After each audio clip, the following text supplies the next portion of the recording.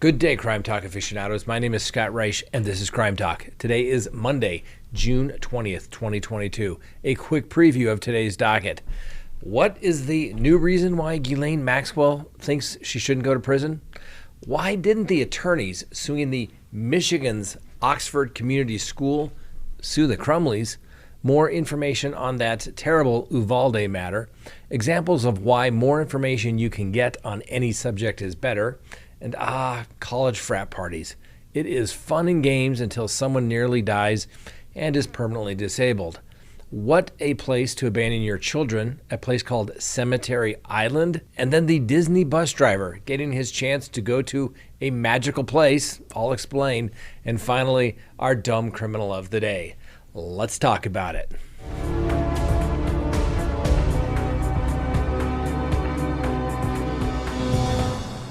Ghislaine Maxwell's lawyers claim that Miss Maxwell was on an IRA hit list and went into hiding from July of 2019 when that man named Jeff was arrested until she was arrested in 2020 because she had received death threats.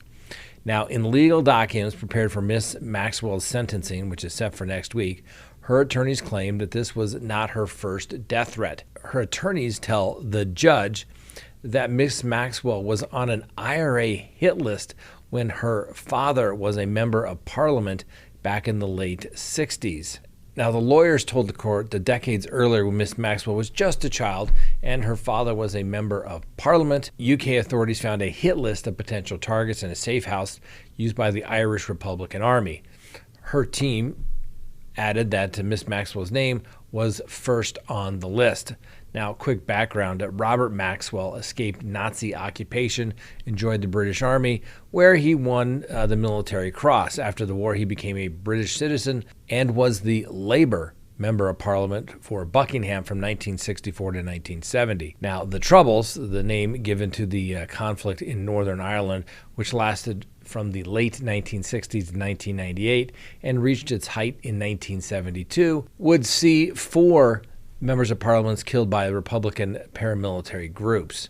The Provisional IRA was responsible for the murder of the Ulster Unionist Robert Bradford in 1981, Conservative Sir Anthony Berry in 1984, Britain bombing, and Tony Ian Gow in 1990. Another group, the Irish National Liberation Army, killed Tory Northern Ireland Secretary Ari Neve in 1979 after a car bomb exploded at the House of Commons.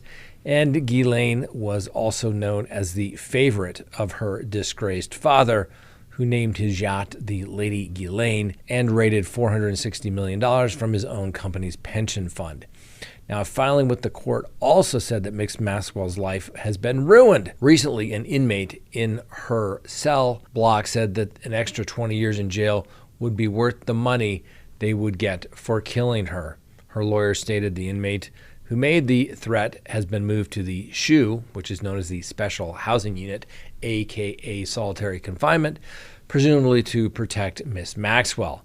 Now, this incident reflects the brutal reality that numerous prison inmates would not hesitate to kill Miss Maxwell, whether for money, fame, or simple street cred. Her lawyers have also mentioned that Miss Maxwell's emotional wound, saying that she had a difficult, traumatic childhood with an overbearing, narcissistic, and demanding father. They claim this made her vulnerable to the man named Jeff, who she met right after her father's death. Now, according to attorneys, it is the biggest mistake she made in her life, one that she has not and will never repeat. Last week, Maxwell's attorneys urged Judge Nathan to sentence the disgraced British socialite to a rough 4 years, less than the probation department's recommendation of 20 years in prison. And if you don't recall, in December, a jury found Miss Maxwell guilty of 6 counts, the most serious for sex trafficking minors, and her sentence will be handed down on June 28th in Manhattan's United States District Court. We'll let you know how that goes. Reminder to like the video if you do, subscribe if you have not done so already, leave me a comment and hit the bell so that you get notifications of when we go live or post a new video. The Crumbleys, remember them? Yeah, I'm the one that said I'm really surprised that they're charged. Well, guess what? To avoid some civil liability, Michigan's Oxford Community School has now legally blamed the alleged murderer, Ethan Crumbley, and his parents for the November 2021 school shooting that left 4 dead and 7 injured.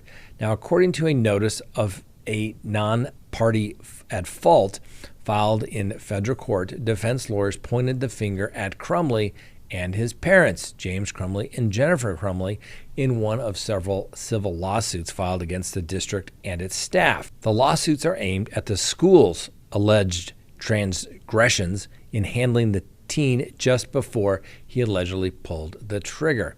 Now, in a $100 million lawsuit filed by Jeffrey Franz and Brady Franz on behalf of their children, Riley Franz and Bella Franz, states that Riley was shot in the neck as a direct result of acts by the district and its administrators, causing her severe trauma, post-traumatic stress disorder, fright, shock, terror, anxiety, as well as physical and emotional injuries. Now, the named defendants include several school district administrators, including the district's now former superintendent and the high school principal where the shooting occurred. Several similar lawsuits have also been filed by other victims that allege that the school district failed to recognize warning signs that Ethan Crumbley presented an extreme risk of violence. Well, the district responded to those accusations in other documents filed on Friday. It asserts that the introductory allegation in the Franz lawsuit are denied for the reason that they are untrue as factual representations and contain incorrect and erroneous conclusions of law. In one section of the reply, the district refuses to admit or deny that Riley and Bella Franz were students, but in another area, it did agree that they were indeed pupils. The district refused to admit or deny that it was a municipal corporation duly organized or that it carried out functions such as organizing, teaching, operating, staffing, training, and supervising the staff, counselors, and teachers at the Oxford High School. The district further would neither admit nor deny that on November 11th, 2021, Ethan Crumbley brought a severed bird head in a mason jar containing a yellow liquid to Oxford High School and left the jar on a toilet paper dispenser in the boys' bathroom. Further on, the defendants denied that the teacher observed Ethan viewing violent videos of shootings and notified administrators by email of what was occurring. The defendant then denied that each teacher caught Crumbley drawing horrific images on his math assignment. The defendant denied that they decided not to search Crumbley's backpack, and they denied threatening to call Child Protective Services on the parents if they did not seek counseling or Ethan Crumbley within 48 hours of when he was caught allegedly making violent drawings. Now, in criminal court proceedings, Crumbley's parents' attorneys have said they were given the option to leave Ethan in school and assumed that the school had things under control. So what does this really mean? Sure, the family of injured or killed students, my heart goes out to them. They're angry. They're looking to blame somebody. But if you're only going to sue the school, I assure you in the legal proceedings and the defense attorneys in that particular case have a duty to deny the allegations until they have further information that's presented in discovery. Additionally, they're going to name non-party defendants. And that's going to be at a certain point, usually within a very short time after a criminal case is filed, where you have to say, I'm not responsible. You need to include these people. Oh, but by the way, you forgot to sue them. Why did you forget to sue them? Oh, because when you go to court and you include all of those people, the jury's going to decide and say, ooh, maybe the guy over there that pulled the trigger was, I don't know, say 60% at fault, and the school district was 35 or 40%, maybe the parents 5, right? Well, guess what? In most jurisdictions, then they're not criminally responsible. So, is it really a quest for the truth? Is it a quest for money? Well, guess what? It's litigation. It's civil litigation. The truth, or a pretty close version of it's going to come out between the beginning or the end, but no one is going to pay $100 million just like that based upon the criminal complaint. It's going to take years, and the attorneys are going to deny everything and say that they are without sufficient information to either admit or deny, and therefore deny. Then the plaintiffs have to prove it, and the case moves on. I just find it curious that the parents didn't actually sue the guy, the juvenile, who did the bad deeds. Oh, and include the parents because everybody said they were responsible, hence the reason they're charged. Oh, that's right. They don't have any money. Not like a school district that has insurance. All right, remember you can listen to Crime Talk anytime on the go by listening on any of your favorite podcasting apps. That includes Audible, iHeartRadio, Apple, and Spotify. Please go to crimetalksearch.com, sign up for a background subscription service. You'll be happy you did. If there's anyone out there you were ever curious about what was in their background, now is the time to do it. If you're going to get involved with somebody, now is the time to do it. When you go to crimetalksearch.com, you put in the name, literally millions of public records are searched, and a report is generated. And it's going to give you a report. If they have multiple social media accounts, you're going to find it. If they have multiple phone numbers, multiple email addresses, it's going to be found. And more importantly, you're going to get information regarding criminal history. Hopefully the person you're searching has none whatsoever. But if it's there, it's going to be found. You're going to get everything you'd want to know, whether you're going into business or whether you're going into a personal relationship. You're going to be able to find out the information you want to know. So go to crimetalksearch.com, sign up today. You'll be happy you did. Next, Uvalde. According to a new report, surveillance footage from the Robb Elementary School in Uvalde, Texas, seems to indicate that officers did not try the doors to see if they were even unlocked. Now, according to the surveillance footage, neither Uvalde Consolidated Independent School District Police Chief Pete Ariando nor any other officer ever attempted to open the doors where the gunman held 2 classrooms full of children, and one of the doors may have been unlocked the entire time. The first time anyone tried to breach the doorway was when they had received the keys more than an hour and a half after the shooting began. There were 77 minutes between the moments when the 18-year-old gunman entered the school and when the police finally shot and killed him. Police sources are now saying they believe that the gunman couldn't have locked the doors to the classroom from the inside. Now, in an interview as early as June 6th of this year, a teacher by the name of Arnulfo Reyes, who was wounded in the shooting, said that he had previously complained to the school that the door to the classroom did not properly lock from the inside. Now, the new allegations seem to undermine the police chief's claim that he had to wait to receive the keys before entering the classroom. It had been reported that the city of Uvalde had hired a private law firm to help prevent the release of the body cam footage from the massacre. The investigation into the police response is ongoing, but it's not looking good for the chief. And my recollection is he still has not resigned. Of course he hasn't. Next, a quick update on the case that we brought you last week, and this is why you need to get as much information as possible. So last week we brought you the story of John Barnes, who's now 46, who allegedly has been accused of sexually assaulting Crystal Abelseth in 2005 when she was 16 and he was 30 after meeting her at a bar in Louisiana. Abelseth is now speaking out for the first time just a few weeks after the court granted the alleged rapist sole custody for their own teenage daughter. Now, Abelseth is also required to pay Barnes child support. And despite the Louisiana statutory rape laws, which apply if the victim is under 17, regardless of whether they physically consented, Barnes has never been charged with a sexual assault.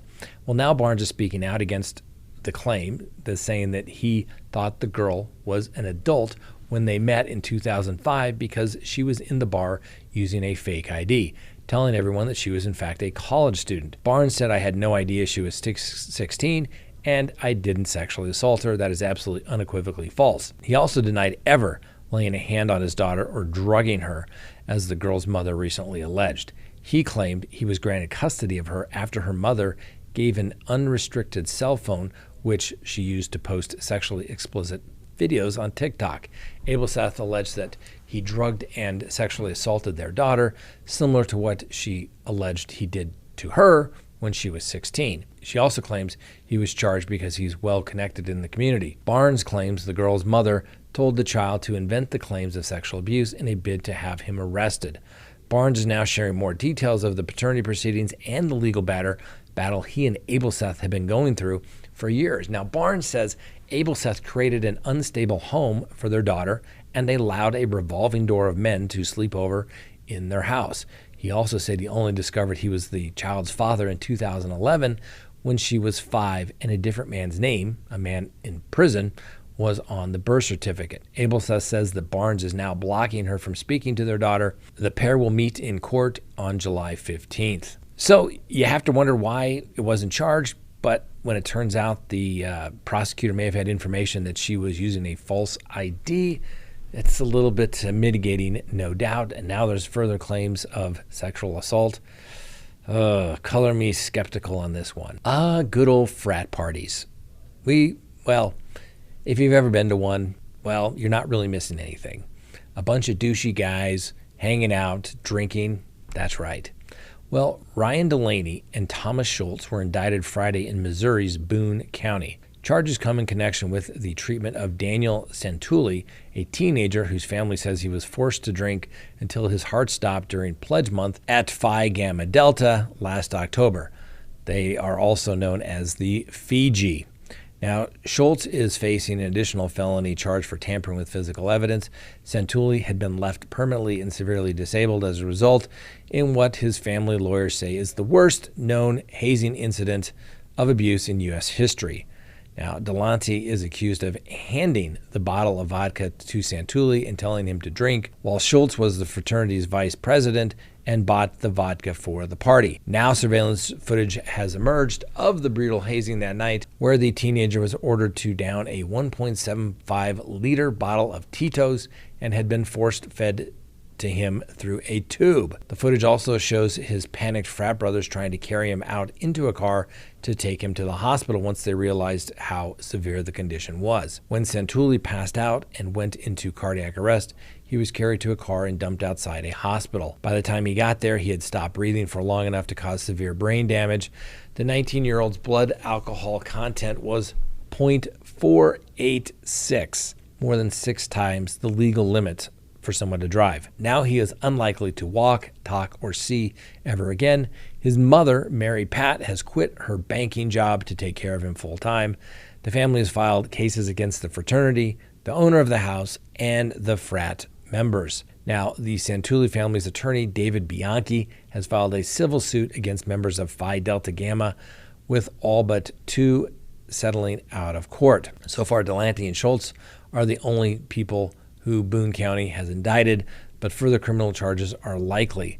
His family previously sued 23 people, including the fraternity, and won their case with an undisclosed settlement, but they are now suing 2 individual frat boys, Sam Gandhi and Alec Wetzler. They are also demanding felony charges be brought against this pair. Wetzler has been charged with misdemeanor charges of providing alcohol to a minor, and he is no longer enrolled at the school. Gandhi has now been accused, and he remains a student. According to the family's lawsuit, Gandhi saw Danny's dire state but did nothing to help until it was too late. Danny's mother cried on Good Morning America, saying just the fact that nobody knew that he was in distress. His lips were blue and nobody called 911. I mean, 6-year-olds called 911. In the last 10 years, Santulli's near-death hazing is the latest in a string of similar incidents in America. There have been more than 200 hazing deaths at school across the country since the 2000, with 2019 being the most deadliest of the years. So I always get in trouble for sounding like a big old teetotaler. Scott, why do you get so upset when people drink and they provide alcohol to minors? Because, well, like I said, it's all fun till somebody dies or gets severely injured.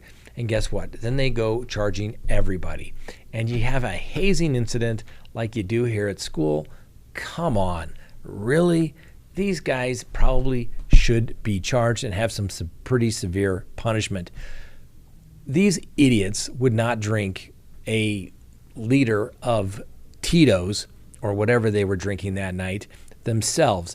And to know that somebody else was going to do that or make them do that is absolutely idiotic. Now, to the young man that drank it, though, and suffered the severe injuries, guess what? You could have gone home. You could have said, I'm not doing this crap, but you did it anyway. I don't know what the right answer is, but listen, I am no teetotaler. I think people have individual responsibility, and there shouldn't be laws out there to prevent people that are not breaking laws from doing something. You need to only punish the people that do it. In this particular occasion, certainly the frat buddies are at fault, but there's a little bit of fault as to the young man who is now permanently disabled. But is it really worth that? Come on, guys, use some common sense. A little common sense. I know common sense is dead. It doesn't exist in the world anymore. But just try. If you're going to abandon your children on the island, don't leave them at Cemetery Island. It just reads really bad on the police reports. So we definitely have another Mother of the Year contestant. Please meet Courtney Taylor and her boyfriend, Eric Elrod. They were initially reported missing after the children, ages 12, 13, and 15, were found on Cemetery Island, a popular recreational island along the South Carolina-Georgia state line. The children told Anderson County investigators that they arrived on the island to camp on Sunday and spent the night, and that Taylor and Elrod left Monday morning to get water but had not returned. But Tuesday afternoon, investigators said Taylor had been arrested in neighboring Pickens County and charged with 3 counts of unlawful neglect of a child. According to a jail record, she has been released the following day after posting a $15,000 personal recognizance bond, which is basically nothing. Elrod, who's wanted on bench warrants relating to an original charge of distribution of methamphetamine and other charges in Pickens County, has not been located and is still at large. Ladies and gentlemen, even when they're teenagers, you can't just leave them overnight. Remember that. All right, next on the docket. That's right, a Disney bus driver. He may be going to the most magical place on earth. 33-year-old Zachary Hudson is a bus driver at Walt Disney World in Florida, and he was arrested in his official Disney bus uniform at Magic Kingdom on June 6 for allegedly sending photos of his private parts to a minor. An undercover agent posed as a 15-year-old girl and caught Mr. Hudson in this act. Mr. Hudson reportedly sent explicit pictures of himself to the teen while on his work shift at Disney on June 4th and 5th. When the undercover agent asked Mr. Hudson if being 15 years old was an issue for him, Hudson, who thought he was speaking to the teen, replied, "As long as my being older doesn't bother you," and reportedly told her age is just a number. Hudson was charged with 1 count of use of a two-way communication device to commit a felony and 1 count of transmitting material harmful to a minor. Hudson's arrest was part of a 2-week undercover investigation called Operation Child Protector 2, and during a Friday news conference, authorities said the details are sickening. He said in part, "What would an operation be, either a flagrant investigation or a predator operation or a human trafficking operation, without a Disney employee?" I don't know, because that's where the children are. I don't know. And let me say, the reason I saw that is I watched a documentary about the Boy Scouts of America. I think it's called Without a Trace. And one of the people that was identified in this ultimate cover-up by the Boy Scouts of America for what they called is IVs, ineligible volunteers. They wouldn't go to the police even though they had explicit information that these people were engaging in inappropriate acts with minor boys. And they literally asked one of the criminals during a deposition why he went to the Boy Scouts, and he said, "That's where the kids are. That's where the boys are." Who has been saying that literally since this program started? Be careful, ladies and gentlemen. You got to check everybody out. Go to crimetalksearch.com. I'm telling you, it's the best money you'll ever spend. Check somebody out, particularly if they're going to be around your kids. All right, next on the docket, Dumb Criminal of the Week winner, Justin Mikulski, the man who asked police for a ride home, but before they let him into the cruiser, the officers asked him if he had anything illegal on him. He then voluntarily emptied his pockets and removed some marijuana and 3 bags of cocaine. Today's Done Criminal. Please meet Benny Martinez. He was filmed dancing naked on top of a police car. 4 officers looked baffled as they surrounded the car watching Mr. Martinez as he stamped his feet, shouts profanities, and yells, "Do you hear me?" Officers called for backup to get the naked man off the patrol vehicle after he kicked out the car's back window. Mr. Martinez was taken to the department's Hollywood station, cited for misdemeanor vandalism, and later released. Okay, yeah, it doesn't make any sense. And as a little bonus, we're going to put a little video up on Patreon. This just shows you how dangerous a job the police officers have out there and why you need to always be on the alert. All right, let's go ahead and close the docket. Hope you enjoyed it today. Thanks for watching, and we'll see you next time on Crime Talk.